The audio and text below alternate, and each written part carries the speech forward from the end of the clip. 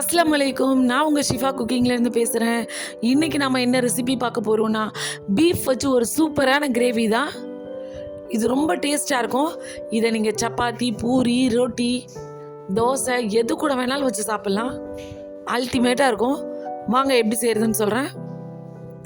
இங்கே நான் 1/2 kilo beef கழுவி எடுத்து வச்சுருக்கேன். அது கூட ஒரு 1/2 ஸ்பூன் மஞ்சள் தூள், ஒரு ஸ்பூன் இஞ்சி பூண்டு பேஸ்ட், தேவையான அளவு உப்பு. இப்போ இது எல்லாத்தையும் நல்லா மிக்ஸ் பண்ணி விட்டுறேன். இப்போ இதை குக்கரில் போட்டு நல்லா வேக வச்சிடுறேன்.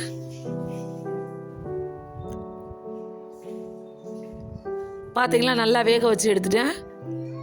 நான் வேக வைக்கும் போது கொஞ்சமாக தான் தண்ணி சேர்த்தேன். ஆனால் எவ்வளோ தண்ணி விட்டுருக்கு பாருங்கள். இப்போ தாளிக்க ஆரம்பிக்கலாம். ஒரு கடாயில் தேவையான அளவு எண்ணெய் ஊற்றிட்டு 2 பெரிய வெங்காயத்தை பொடியாக கட் பண்ணி அது கூட சேர்த்துட்றேன். இப்போ வெங்காயம் கொஞ்சம் நல்லா வதங்கி வரட்டும். என்னோட சேனலை நிறையா பேர் சப்ஸ்கிரைப் பண்ணாமல் பார்த்துட்ருக்கீங்க. என்னோட சேனலை நீங்கள் சப்ஸ்கிரைப் பண்ணாதான் நான் போடுற புது வீடியோஸ்லாம் உங்களுக்கு நோட்டிஃபிகேஷனில் வரும்.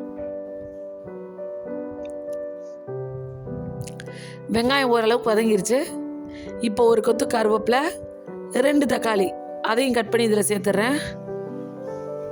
இப்போ இந்த தக்காளி இந்த எண்ணெயிலே நல்லா வதங்கட்டும். நம்ம ஸ்பூனை வச்சுலாம் ரொம்ப மசிக்க கூடாது. அது எண்ணெயிலே வெந்து நல்லா மசிஞ்சு வரணும்.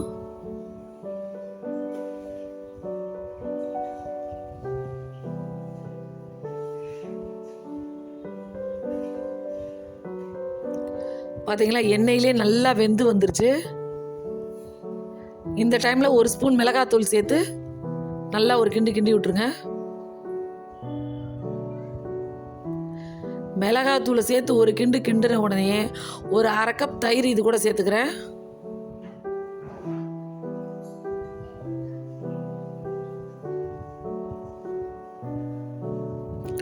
தயிர் சேர்த்ததுக்கப்புறம் ஒரு 1/2 ஸ்பூன் சில்லி ஃப்ளேக்ஸ் சேர்த்துக்கிறேன். அதுக்கப்புறம் ஒரு 1/2 ஸ்பூன் தனியாத்தூள்,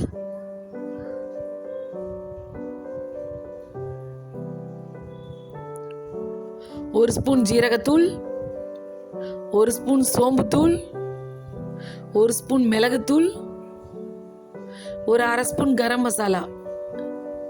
இப்போ இது எல்லாத்தையும் நல்லா மிக்ஸ் பண்ணி விட்டுலாம்.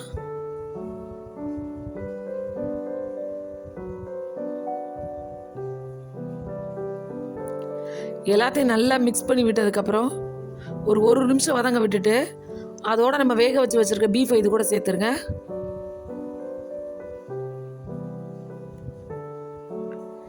பீஃபை சேர்த்துட்டு நல்லா மிக்ஸ் பண்ணி விடுங்க. ஏன்னா அந்த மசாலாலாம் அந்த பீஃப் உள்ள நல்லா இறங்கணும்.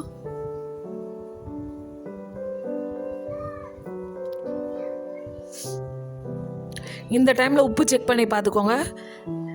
உப்பு பார்த்தலைன்னா உப்பு சேர்த்துக்கோங்க. பாருங்க, கிரேவி எவ்வளோ அழகாக கொதிச்சு வருதுன்னு. உங்களுக்கு இந்த மாதிரி குழம்பு பக்குவத்திலே வேணும் அப்படின்னா நீங்கள் இந்த டைம்லேயே கொத்தமல்லியை தூவி அடுப்பை ஆஃப் பண்ணிக்கலாம். எனக்கு ஒரு திக் கிரேவி வேணும், அதனால நான் அடுப்பை அப்படியே லோ ஃப்ளேம்லேயே வச்சு நல்லா அதை திக்காக விடுறேன். பார்த்தீங்களா, இப்போ கிரேவி இன்னும் திக்காயிடுச்சு.